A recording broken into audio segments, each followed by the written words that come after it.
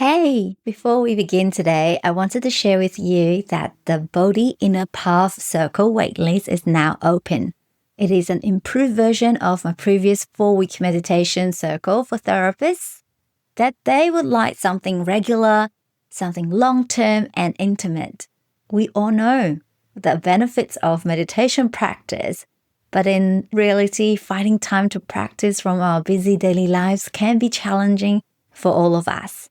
It is a contemplative membership community for therapists who long for a steadier, more grounded way of being, a place to practice, to learn Buddha Dharma, to deepen your own practice, and to reconnect with your inner refuge alongside with your Dharma friends. If you've been craving depth, clarity, or Dharma companionship on your path, you're welcome to explore the details in the show notes. We're going to meet every fortnight on Fridays for an hour for meditation practice and Dharma reflective discussion in a book club format. We are going to start in July. There is a special founding member rate of just $55 per month if you register early. Please check it out. I hope to see you in there.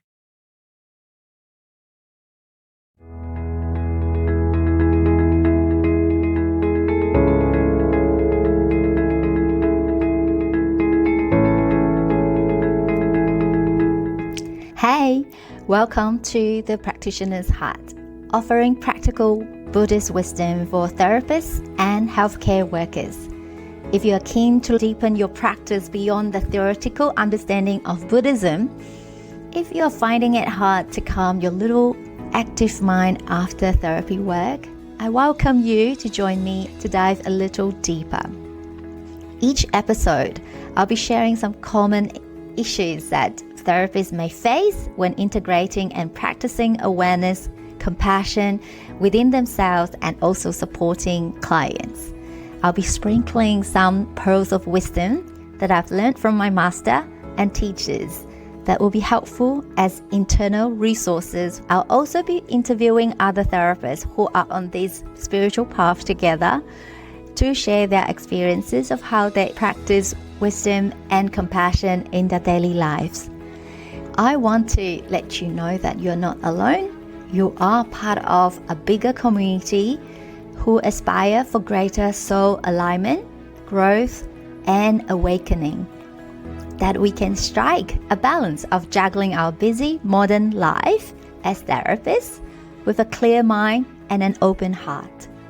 I hope to inspire more practitioners to explore deeper spiritual meaning and purpose on our path to enlightenment. I'm your host, Po Gan, a psychologist, a Buddhist practitioner, a parent of 2 children, a fellow human being with a busy mind, but with a great inspired vision for collective awakening. Let's begin.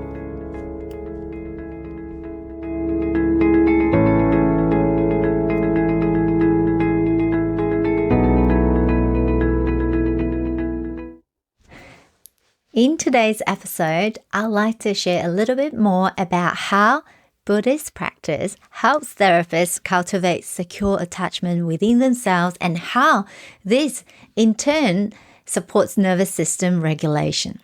As you probably gather through this last season of the podcast, I'm a big fan of process-based therapy.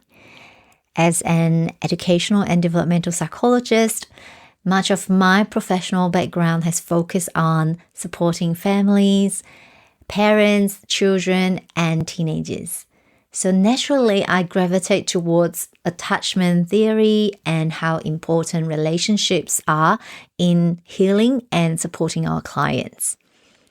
I'm drawn to Dr. Dan Siegel's work, Circle of Security framework, the science of interpersonal neurobiology, how connection and co-regulation shapes the developing mind.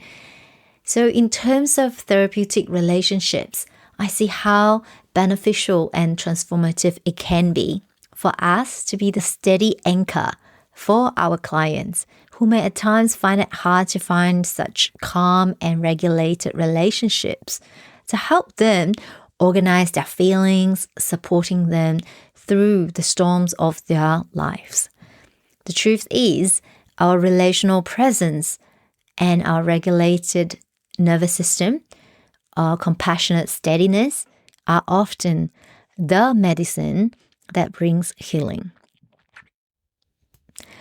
So how does practicing Buddhism comes into the picture in terms of co-regulation and connection? There's a common myth and misunderstanding about Buddhism and non-attachment that I wanted to clarify today.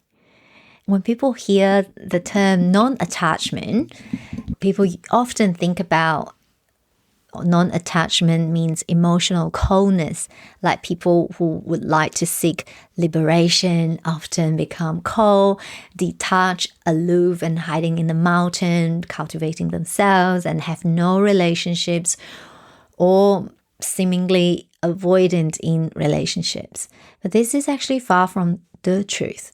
In fact, I'll argue that cultivating and practicing Buddhist wisdom can actually promote secure attachment and regulate our nervous system in a way that promotes deep safety, both within ourselves and also in our relationships with other people. Before we get into the whole chunk, let's define what is secure attachment and what is non-attachment. Most of you are therapists, and you may need no reminder that secure attachment, as per the attachment theory by John Bowlby, is that felt sense that the world is safe and you can trust people around you. And you have healthy emotional regulation, that people around you will respond and meet your needs and back you up. You trust the relationship without fusion or fear of losing them. You love them deeply and you relate authentically, right?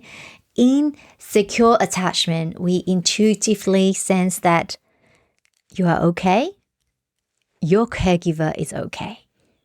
So for people who have experienced hurt, harm from their caregivers, if their caregivers were unpredictable, neglectful of their needs, then it is more likely to result in avoidant attachment or anxious, preoccupied attachment, dismissive, avoidant attachment, or disorganized attachment styles. Research has actually shown that our early experiences in our childhood predict our relationships and internal working models, a template of how we perceived ourselves and the world around us and our relationship patterns with people that we love, whether it is our intimate relationships, friendships, or parent-child relationships. So with the anxious, avoidant, dismissive attachment styles, we may fear abandonment or avoid intimacy or getting too close to people, right? So this is how we describe attachment styles. Whereas in Buddhism, the non-attachment actually means something completely different. Non-attachment in the Buddhist context is that you see the reality and the truth clearly. You recognize that clinging and grasping, craving cause suffering, and you recognize the impermanent nature of all phenomena, including the things that you own, the things that you possess, and the relationships that you have. The emotions, the thoughts, the mental images that show up in your mind, you do not cling on to them. You do not attach to them. So when we are practicing non-attachment, we do not force or cling to the outcomes. And we're not rejecting the feelings or relationships, because there's no point having that tug of war with our feelings. We're simply noticing and unhooking ourselves when necessary. When we recognize that clinging that inevitably show up, we see if we can release that clinging. If you think about insecure attachment, anxious attachment styles would be like when we say, don't leave me, I can't live without you. We're clinging. We are refusing to see the truth that relationships happen because of aggregation of causal conditions. Whereas avoidant attachment styles would be like, I don't need anyone, stay away from me, I'm not okay, I don't worth your love. And it's stemming from that past relationship template with strong emotional avoidance and avoiding the pain. I don't want to feel the pain and suffering, so I'm not going to love anyone. And in doing so, it means denying ourselves of rich and meaningful relationships. There are some interesting literature that I have recently come across that Buddhist non-attachment actually correlates with secure attachment styles. It's not avoidant attachment styles, it is freedom from reactivity, not clinging to the outcomes or self-image or self-concepts and what you think about yourself. Studies have shown that people who score higher on the non-attachment scales are more likely to have traits associated with secure attachment, like emotional balance, pro-social relating, and reduced anxiety.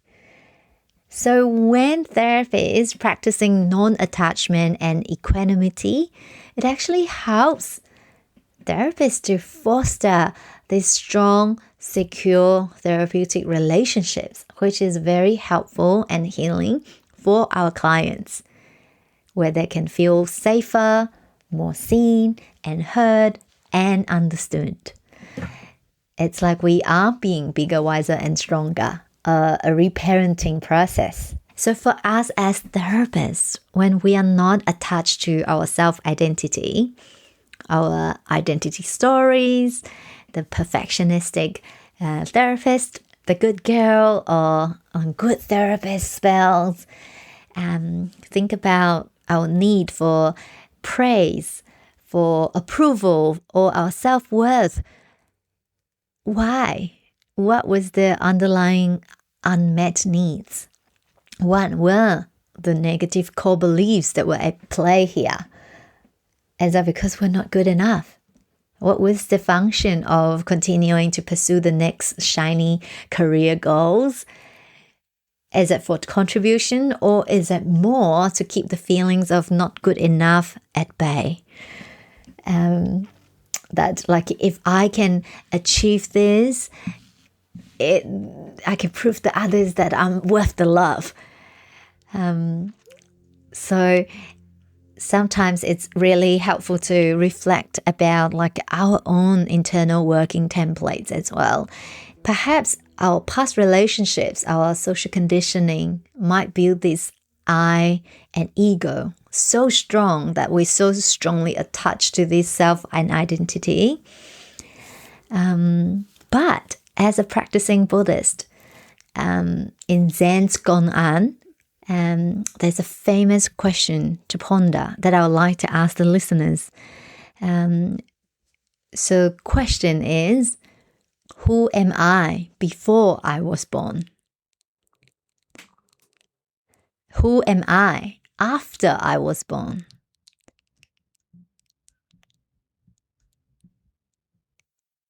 So before you were born as this individual, this baby coming into this world, who were you? And after you're born, who is this person that we so-called Po, or, whoever your name and identity is. And then after you die, who are you? I think breaking down this ego attachment is very useful to see that this I, as we learn or call ourselves, this label, Po, in this lifetime is only temporary. So between birth and death, we create this illusion that we need to work hard, hustle, and women need to be married and have children and then keep hustling to have this so-called good life, a life worth living. It can look like various different patterns for different people. But I think fundamentally, we wanted to question and challenge what we so-called life trajectory or like milestones and hold them lightly.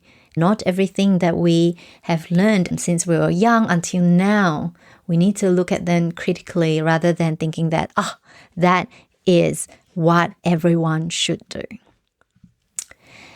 When we recognize that this illusion or false perception of I or ego, this my life, when we can relate to them more loosely, we can be more open and less rigid. This then expands our capacity to be a secure base for other people, including our therapeutic relationships with our clients. The other practice that Buddhists actively practicing is to realize that our true nature is inherently compassionate, vast, open, spacious, or accommodating, or inclusive, neither rejecting, pushing away, nor attaching or holding too tightly. Our loving kindness is the natural expression of this innate true nature. So what it means in plain language is that we are originally whole, complete, and pure. We need not to prove ourselves in any way.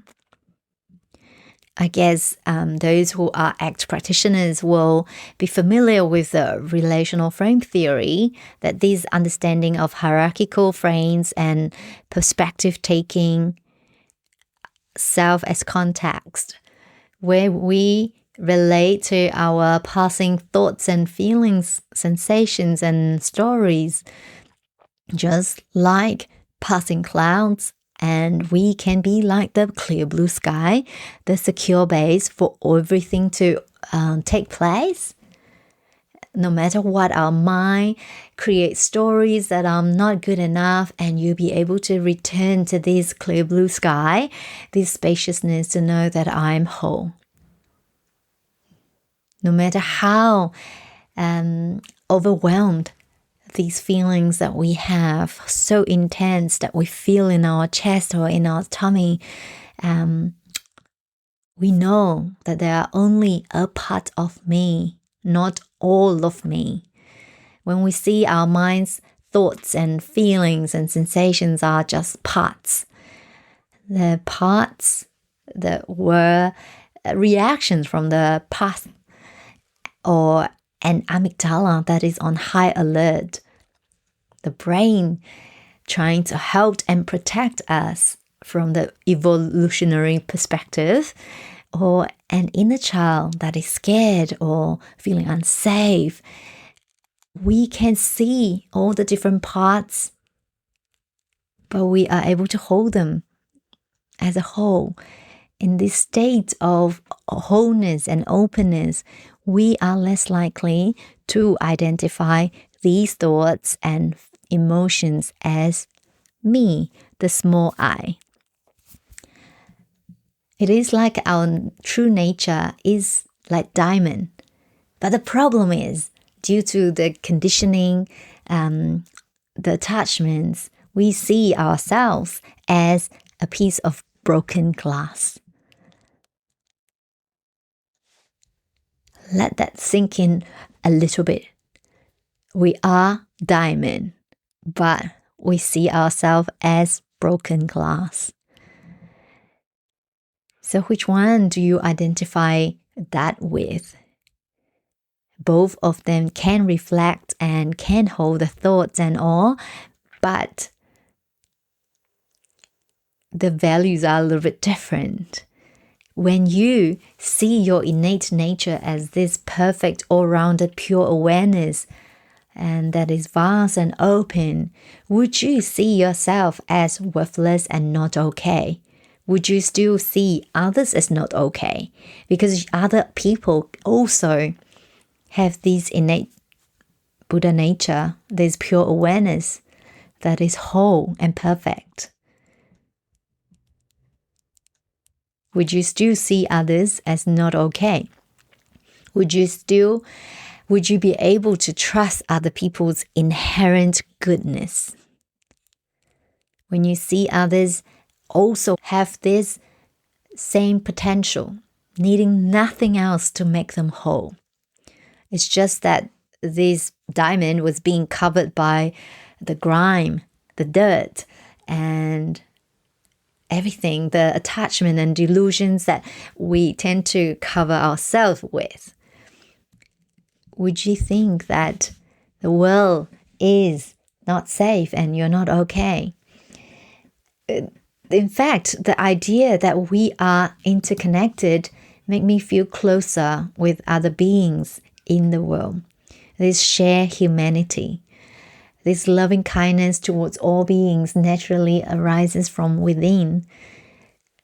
To some extent, we are all connected in some way to everyone because of our equanimous, innate nature quality. I think this is something to really practice and leaning towards. Because when you are in this state of being, you are more at ease and in a way that nothing can quite take away from you. The other perspective is that, how much you love your siblings, your parents, and loved ones. I know I do. This form of love is targeted to just a few relatively compared to the entire human population, right? Because of how the family community evolved and we're more intimate to our family because we grew up together and we know that form of love, the unconditional love. But what if the notion that there is a past life and there is a future life is true? This might be a little bit confronting for a lot of the Westerners, but what if we have been reincarnating endlessly in the 6 realms for eons of lifetime? This means that all of us, all humans and animal beings have been here on Earth countless times. Buddha once shared that if we gathered all our bones after we die and then, our bones are put together, it's enough to fill the whole ocean. It means that we have been reincarnating for many, many times. And I think the reincarnation can sometimes explain we are all born differently with different temperament, the nature and nurture debate. I feel like there are certain characteristics and traits that we're all born with. Yeah. But there are certain habits that we have learned in this lifetime. But that's a discussion for another time. But what I wanted to say is that if this idea of reincarnation was true, it means that everyone in our community, in our family, there could be our families and relatives in the past life that we love so dearly and were unable to let go, whether taken literally or metaphorically. This teaching actually cultivates that deep sense of interconnectedness in some way. Having this knowing means that we will treat everyone with respect because they could well be our family members in the past lives. And there are some sort of affinities and complex causal conditions that we encounter each other in this lifetime. My grandmaster once said that if you met someone in the shopping center and you had eye contact with that person when you walk past them or you turn around and look at them, it is likely that you might have had about 3 months of encounter with this person in the past, not immediate past life, but in the countless past lives. I don't know about you, but it makes me feel closer to people that I have had affinity with to become friends, colleagues, and families. It means that we have had very strong relationships in the past that we become families and friends this lifetime. And if reincarnation was true, it means that there was another I, another person in the past life with families, another me, okay? There was another me in the past lives with families, with loved ones, and with siblings. But where are they now? Didn't we love them so dearly? Why didn't we bring them with us when we reincarnate into this life? No matter how much we love each other, unfortunately, we come alone by ourselves in our naked body, our birth suit, this skin suit. And then we go again by ourselves in our naked body again. We can't bring together with us everything that we treasure so badly. We can't bring along our LV bag. We can't bring along all the material possessions that we have had. And we can't bring along our loved ones. When I first learned about this idea, it was quite confronting indeed. But it makes a lot of sense as I dive deeper. We may not be able to talk about this in more in-depth in this episode, but I would very much love to discuss this with you in future, possibly in a future community. But of course, I'm not saying that real world trauma and intergenerational wounds does not exist, and there are people with intention and hatred so strong that they hurt other people. And these real world trauma and intergenerational trauma can sometimes complicate how safe we feel in our nervous systems because of the past experiences. And I cannot deny the fact that there are many people who are hurt badly in the past by their loved ones and through unresolved intergenerational trauma. It is almost like these are a big chunk of what we do in our clinic, in our consulting room. Hurt people. If we have been hurt in some ways, it makes it harder for us to trust other people and be loving to other people and to be kind to other people. Maybe we think that the world is not safe. And this is our natural instinct to yearn for safety and for connection and to protect ourselves for our survival, the survival instinct.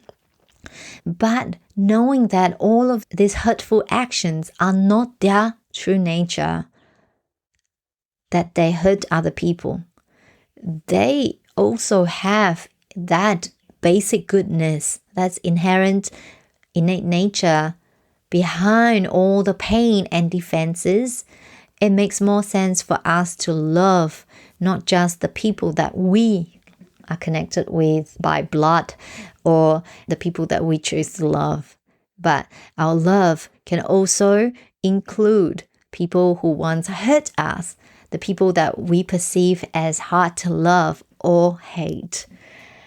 It is not just a intellectual understanding, but more so in the embodied loving kindness and compassion that we share this same nature.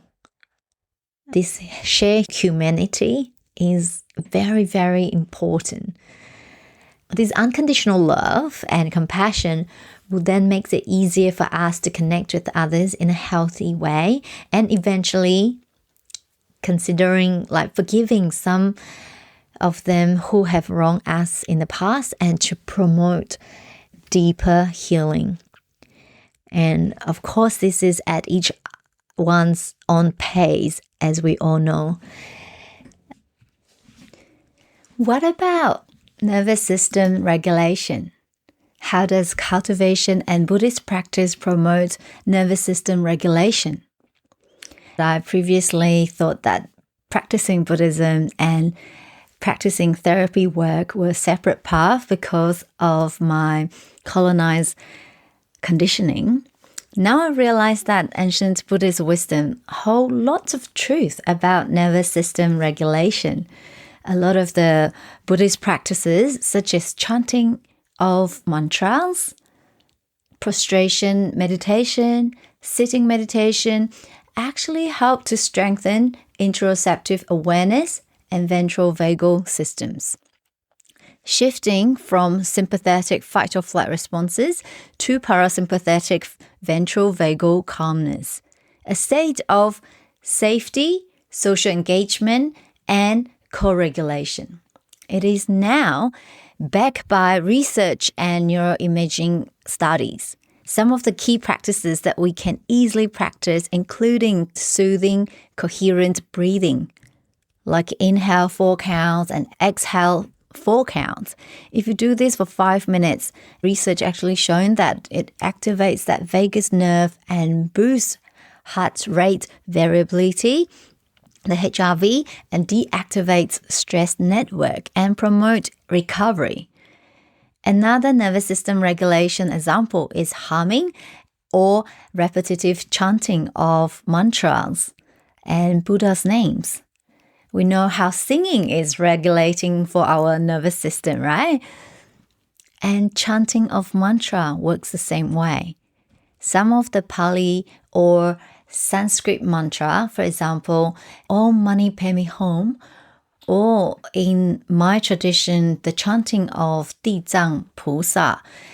When you chant repetitively and focus your attention on the chanting, it helps to calm yourself down because you are not thinking of your worries, but simply single-pointed concentration in the sound vibration in your throat, hearing this vibration or sound, and you're not thinking about anything else, but just focus on the here and now, the chanting. It is really calming.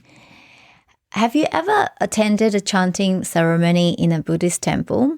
If you have, you would have experienced this hard-to-describe serenity and calmness. This somatic embodied exercise actually helps to calm the distress, particularly when chanting to bless the deceased or to dedicate blessings to others who are sick or unwell. While we chant to transfer the merits to those who are unwell, we generally feel the benefits ourselves by entering into a deeply regulated, compassionate state of being. So the evidence from the neuroimaging of long-term Buddhist meditators show that there is enhanced frontal parietal connectivity for emotion regulation and default mode network quiet down. This means that there is less self-referential rumination and more embodied presence. What we know that neuroplasticity means that our neurons are malleable and capable of changing and improving through practice. This is something that we can all practice and get better at. And you know what? Our regulated nervous system become the safe other for our clients to shift out of the survival mode and for them to have a calm nervous system to co-regulate with, a steady presence, a safe space to allow the trauma energy to discharge, release, and for them to make sense of their life stories. So when we practice this open awareness, we are more likely to be aware when we are becoming rigid and attaching to an idea.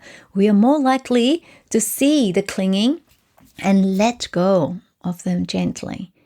When we notice our rigid agenda might have stalled the progress in the therapy, we can gently adjust and adapt, attuned with what our clients need at this moment in time.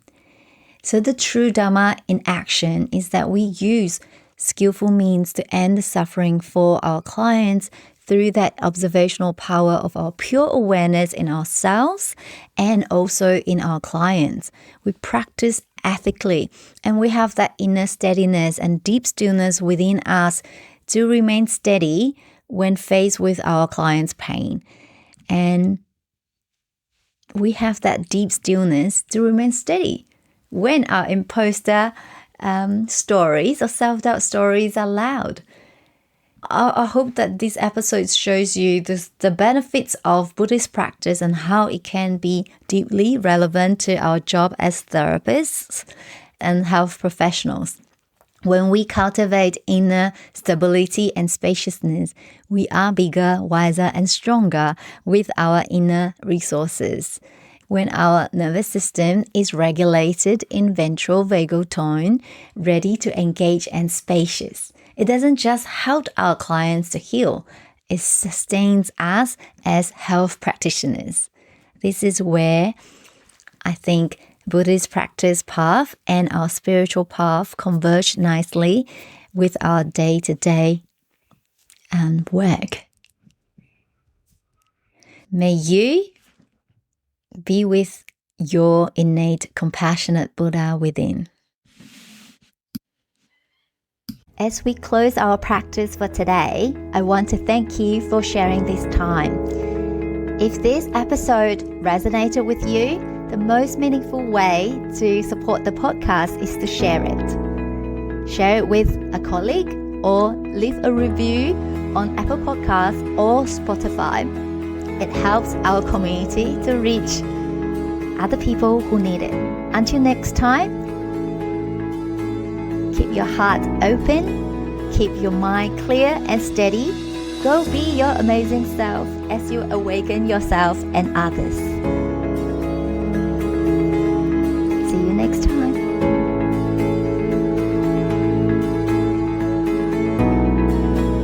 Just a gentle reminder that our conversation today is for inspiration and education only. It is not a substitute for therapy or clinical supervision, and our time together doesn't constitute a therapeutic relationship.